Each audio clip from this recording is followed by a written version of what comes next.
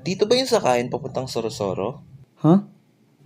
Oh, pre, baba ka ng Pasita, tapos sakay ka ng jeep, Olivares. Diretso Sorosoro na yun. Ah, Kung gusto mo, sabay ka na lang sa akin. Doon din kasi ako bababa. sige kuya. First time ko lang kasi dito sa Manila. Salamat kuya. Ox lang, pre. So, umandar na yung bus. Mga 6 p.m. ako sumakay, tapos around 9 p.m. na kami nakarating ng Pasita. Sobrang traffic, pero sa may Canlalay na kami binaba. Ang problema, wala rin kaming masakyang jeep pa Olivares. Malayo pa ba dito yung Olivares, pre?